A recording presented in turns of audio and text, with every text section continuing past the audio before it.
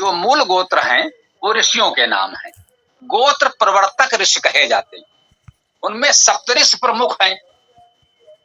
जो मूल सप्तऋषि हैं वही मूलतः गोत्र प्रवर्तक ऋषि हैं। ऐसा भी कह सकते हैं कि हमारे जो भी गोत्र हैं किसी न किसी सप्तऋषि का नाम होना चाहिए। यद्यप व्यवहार में जितने ऋषि गोत्र भी प्रचलित हैं, ऋषियों के नाम वाले हैं, वो 7 से बहुत अधिक हैं। कोई बात नहीं, वे सभी प्राचीन ऋषि हैं, उनके नाम से गोत्र का प्रवर्तन हुआ। उन्हें कहते हैं गोत्र प्रवर्तक ऋषि। अर्थात जो अपने समय के प्रमुख ऋषि थे, उनके आश्रमों में जिन विद्वानों ने पढ़ा, विद्या प्राप्त की, तो कहीं ना कहीं भाई समाज में आए तो बताया कि हाँ भाई भाई कहाँ पढ़ा क्या, तो भाई उनके आश्रम में पढ़ा, हमारे वो आचार्य थे। तो थोड़ा सा प्रचलन हो गया कि भाई उनके शिष्य हैं, उनकी परंपरा में हैं, तो उस विचारधारा उस विद्या से जुड़े हुए होंगे। तो इस प्रकार से ये एक परंपरा सी चल निकली। तो इसे एक प्रकार से प्रारंभ में तो कहें शिष्य परंपरा, है ना। लेकिन एक व्यवहारिक बात समझना होगा, उस आश्रम में जो शिष्य पढ़ते थे वो तो पढ़ते ही थे ना। उस ऋषि के जो अपने बच्चे होंगे वो भी वहीं पढ़ते होंगे, वो पढ़ने कहाँ जाएंगे। सामान्यता तो यही है।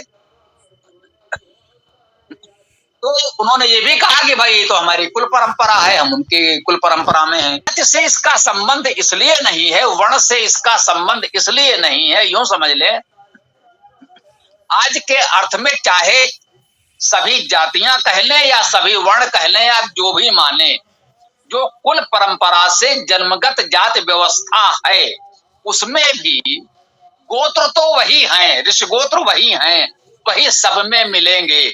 उसी गोत्र के लोग ब्राह्मण भी हैं, क्षत्रिय भी हैं, वैश्य भी हैं, अन्य भी हैं। हम आप वर्तमान जातिगत व्यवस्था में किसी जाति में तो आते होंगे, लेकिन हमारा कोई ना कोई गोत्र भी होगा। लेकिन ये आप देखेंगे ऐसा नहीं कि जो हमारा आपका कोई भी गोत्र है वो हमारी जाति तक सीमित नहीं है। वही गोत्र अन्य जातियों वर्णों में भी मिलेगा। अर्थात एक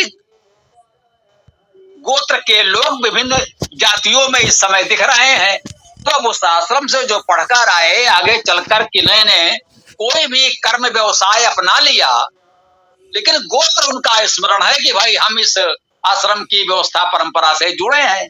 अब मान लीजिए वो आश्रम की व्यवस्थाएं ही समाप्त हो गई, तो हमारे पूर्वज दादा परदादा, उनके दादा परदादा कहीं उससे जुड़े थे, तो एक स्मरण में ही पीढ़ी दर पीढ़ी हम बताते गए कि भाई हमारा गोत्र ये है, हम उस ऋषि से जुड़े हुए हैं, हम उनकी शिष्य परंपरा में हैं, उनकी कुल परंपरा में हैं, तो हमें उस मर्यादा का पालन करना चाहिए।